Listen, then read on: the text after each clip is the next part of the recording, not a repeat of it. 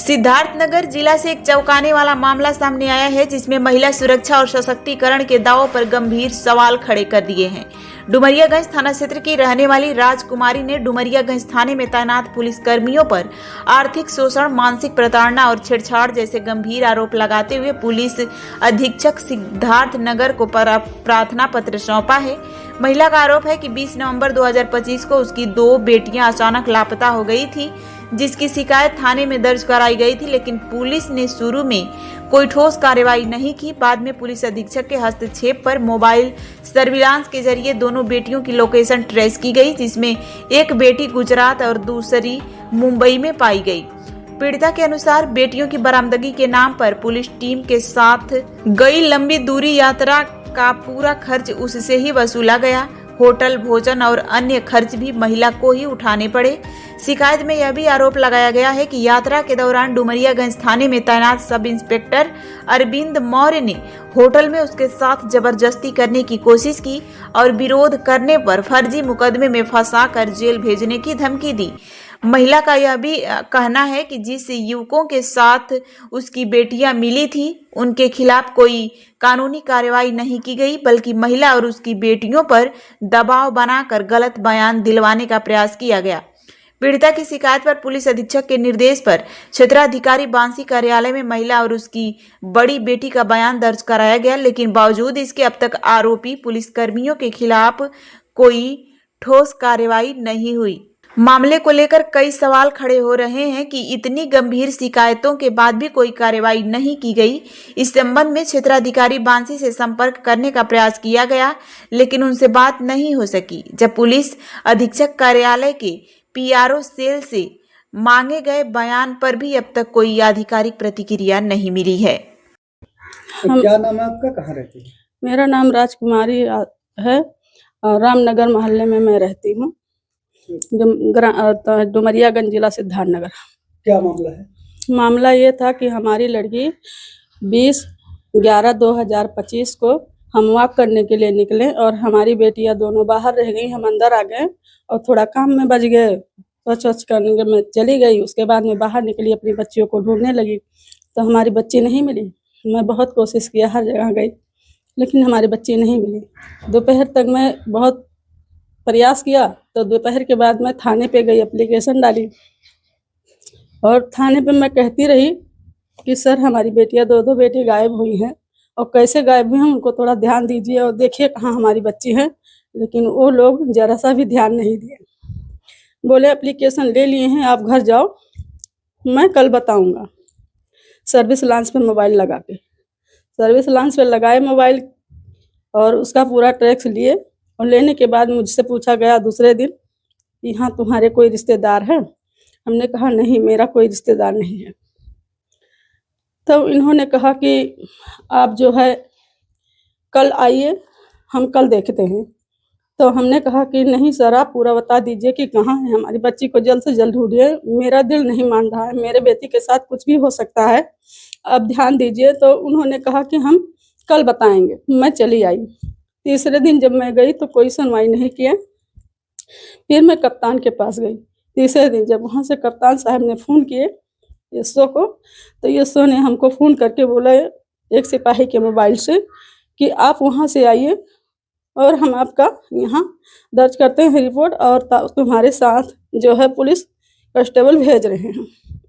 तो मैं जब वहाँ से आई तो मैं बोला कि मेरा यही गाड़ी है, मैं जो आई हूँ जिससे ये 25,000 रुपये तय हैं और इसी पर बैठकर चलिए। तो इन्होंने बोला कि नहीं, मैं इस पे नहीं जाएंगे, आप अल्टिका कार बुक करिए तब हम चलेंगे। तो 10 बजे रात को हम अल्टिका कार बुक किए 15 रुपया किलोमीटर के हिसाब से, जिसमें ये सब बैठे उस गाड़ी में और यहाँ से मुंबई का रवाना हुए। बोले अरविंद मौर्य, आदित्य यादव और नीलम यादव सिपाही, 3 लोग गाड़ी में बैठे और यहाँ से 10 बजे गाड़ी निकली।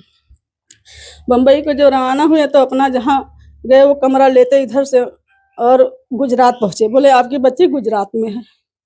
हमने कहा चलो गुजरात लोकेशन टच करके जहाँ हमारी बच्ची, वहाँ जा कर के इन्होंने पहुँचा और हमारी बेटी को राहुल भुरिया के साथ पकड़े और उस लड़के के साथ हमारी लड़की को लेकर फिर बम्बई को निकले। बोले बम्बई चलो, अब पहले सूरत चलो, मुझे कपड़ा खरीदाओ, आपकी लड़की मिल गई है। तब 18,000 नगद रास्ते में ही ले लिए और वहाँ जा कर के कपड़ा इन्होंने सूरत में खरीदे। बोले और पैसा दो। हमने कहा मेरे पास अब ऑनलाइन पैसा है। पैसा मांग कौन रहा था? अरविंद मौर्य। तो हमने कहा कि अब मोबाइल में पैसा है वही मार सकते हैं। तो कपड़े के दुकान पे 2,700 कुछ रुपया फिर मांगे। तो हमारे दुकान पे तो वहाँ से कपड़ा खरीद के ले करके निकले। फिर बम्बई आए, हमारी बड़ी लड़की को अरबाज के साथ एक होटल से पकड़े, जबकि अरबाज को साथ में ले करके गाड़ी में बैठे। फिर गाड़ी से आए, बोले अब कमरा ले लो। तो हमने कहा चलो ठीक है। तो कहीं कमरा लेने से पहले ताज होटल देख लेते हैं, गेट ऑफ इंडिया देख लेते हैं। तब वो सब देख करके इन्होंने कमरा लिया, जहाँ हमने 2600 रुपया मारा। जब वहाँ सब बच्चियाँ नहाने गईं और नहाने के बाद और आदित्य यादव मुलजिम को ले करके नाश्ता करने चले गए। और नाश्ता करने के बाद इन्होंने आए, तब तक कि अरविंद मौर्य हमारे साथ छेड़छाड़ के और हमारे साथ ज़बरदस्ती करने की कोशिश की। तब हमने जब वहाँ चिल्लगोहर मचाई तो हमारी बड़ी लड़की सुनी आवाज़, तब कमरे के पास आई। बोली हमारी बेटे की क्या कर रहे हो, क्या कर रहे हो? तो कहे कुछ नहीं, आप अंदर मत आइए, चलिए बाहर निकलिए। हमारे लड़की को डांट फटकार के भगा दिए। फिर वहाँ से बोले अब यहाँ नहीं रहना है, चलो अब दूसरे जगह कमरा लेंगे। फिर वहाँ से गाड़ी निकली, शाम को कुछ दूर गाड़ी चली। उसके बाद में फिर इन्होंने कहा कमरा ले लीजिए, अब नहीं गाड़ी चलेगी। रात में इन्होंने कमरा लिया, जहाँ मैंने 3,000 रुपया कमरा का पैसा मारा। फिर बोले चलो अब होटल में खाना खा लेते हैं, तब आके आराम करते हैं। फिर गए हम, हमारे साथ होटल में खाना खाए और होटल का बिल हमने पे किया मोबाइल से। फिर वहाँ से गाड़ी निकली, बोले अब चलो जुहू चौपाटी घूमते हैं। फिर जुहू चौपाटी 2 बजे रात तक घूमे। 2 बजे रात को आए, फिर कमरे में गए, सोए और सुबह 9 बजे वहाँ से गाड़ी निकली। फिर रास्ते में आए, फिर क्या नाम है, इन्होंने एक अनजान चौराहे पे गाड़ी रोके, मुझे नहीं पता।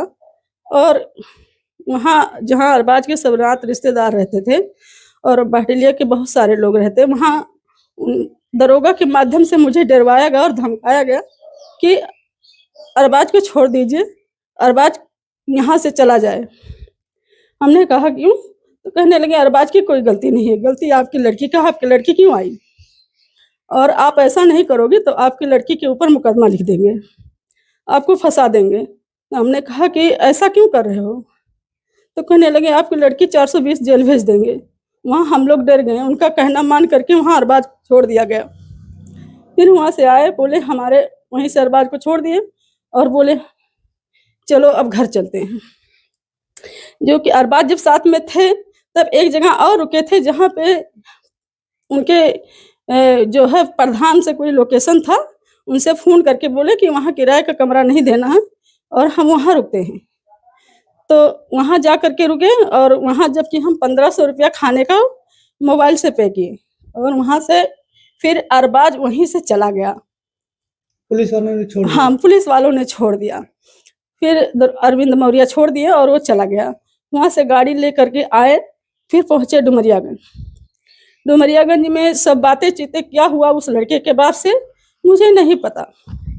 और हमारे लड़की को बहलाए फुसलाए बोले, और बहलाए फुसलाए फिर और धमकियाए भी कि आपको भी जेल होगा, आपके बहन को भी जेल होगा, नहीं तो जैसा मैं कहता हूँ वैसा आप बयान दे दो। उस समय मेरा भाई मुंबई से आया था, नेपाल में था, और मेरे भाई को गुमराह किया गया कि अपने भांजी को एक इंसान ऐसे बचा लिया था और तुम नहीं बचा सकते हो। मेरा भाई कुछ समझ नहीं पाया, उसने साइन बना दिया, तो भाई के साथ में ज़बरदस्ती मेरे से भी साइन बनवाया और मेरे लड़की को न्यायालय भेज दिया गया। फिर मुझे लड़की से मिलने नहीं दिए, लड़की से न्यायालय में बयान दिलवा दिया गया कि मैं मामा के घर हूँ, जबकि मेरी लड़की जहाँ गई थी वो सच बोलना चाहती थी, लेकिन दरोगा के दबाव में कुछ नहीं बोल पाई और उन्होंने मुझे धमकाया और डरवाया, बोला कि अगर आप ज़्यादा कुछ बोलोगे तो मैं ही जेल भेजेंगे और नहीं तो जैसा मैं कहता हूँ वैसा मान जाओ। मैं रास्ते भर में थाने कोर्ट कचहरी में दौड़ती रही, लेकिन मेरी जरा सा सुनवाई नहीं हुआ और मैं चाहती हूँ कि मेरा जो है कार्रवाई किया जाए और मुझे न्याय मिले, मेरे बच्चियों को न्याय मिले, नहीं तो मेरी बच्चियां भी मर जाएंगी और हम भी मर जाएंगे। नहीं जीना चाहते हैं। प्रशासन शासन मुझे बहुत पीड़ित किया जाता है, इसके लिए मैं मर जाएंगे। इसके जिम्मेदार अदित्य मौर्य और अरविंद मौर्य, अवदित्य यादव और नीलम सिपाही होंगे और पूरे थाने के होंगे। जब आप जो है बम्बई से आई, तो उसके बाद आपके साथ जो है आप कह रही हैं कि अन्याय हो रहा है, न्याय नहीं हुआ। हाँ। इसके बीच आपने किसी अधिकारी से, कप्तान से, किसी से मिली? वो जी। लोग क्या कहे? मैं गई 14 तारीख को, फिर कप्तान के पास गई, जो मैंने एप्लीकेशन दिया। फिर कप्तान साहब आदेश दिए बासी थाना बयान हुआ, हर चीज हुआ, लेकिन मेरा वहां से भी कोई कार्रवाई नहीं हुआ। अभी तक फाइल वहां पड़ी है, कुछ नहीं हो रहा है। तो प्रशासन आपका साथ नहीं दे रहा? नहीं, मेरा साथ कोई साथ नहीं दे रहा है। बोलते हैं कि तुम्हारी लड़की जो बयान दे दी उसी पे काम खत्म हो गया, अब आप जाओ घर, मैं कुछ नहीं कर सकता हूँ। आप तो कह रही हैं कि लड़की को जबरदस्ती बयान दिलाया गया? जी, जबरदस्ती दिलवाया गया सर। यहाँ भी वही तो मैं बता नहीं, देरवा धमका कर जबरदस्ती बयान दिलवाया गया। बोले अगर बयान नहीं दोगी जैसा मैं कहता हूँ तो 420 में तुम लोग जेल चली जाओगी। और आपके परिवार के साथ या आपकी लड़कियों के साथ क्या इससे पहले भी कोई घटना हुई थी? नहीं। इस तरीके से हुआ कि ये पहला मामला था? पहला मामला था सर, और कोई घटना नहीं थी। तो क्या नाम आपका, कहाँ रहती है? मेरा नाम नीलम है। क्या मामला है? मामला ये है कि मैं और मेरी बहन बस्ती से सीधा गुजरात चले गए, और गुजरात में मेरी बहन वहीं पर रुक गई और मैं वहाँ से मुंबई चली गई। मुंबई जाने के बाद मेरी माँ मेरी बहन को गुजरात गई लेने पुलिस वालों के साथ में। फिर उसके बाद में मेरे पास आई मुंबई आने के बाद वो हमको भी ली साथ में और लेकर आई। आने के बाद रूम लिया वहाँ पर रहने के लिए। तो जब मेरी मम्मी रूम में बैठी थी अकेले, तो दरोगा जी वहाँ पर गए और उनके साथ छेड़छाड़ किए। हम देखे, तो हमको बोले कि तुम यहाँ से जाओ, हम बात कर रहे हैं। उसके बाद वो चले गए, हम चले गए मतलब दूसरे कमरे में, और वो वहीं पर बैठे रहे। और फिर उसके बाद वहाँ से निकले। फिर रास्ते भर में दरोगा जी ने मतलब डरा धमकाया और मेरी माँ को भी बहुत मतलब सताया, और मेरी माँ रास्ते भर में रोते हुए आई। और यहाँ पे आने के बाद थाने पे उन्होंने कहा कि अगर तुम ऐसा बयान नहीं दोगी तो तुमको जेल करवा देंगे। हाँ, मौर्य जी ने। और जब उन्होंने कहा कि तुमको जेल करवा देंगे तो उल्टा सीधा बयान करवाए हमारा।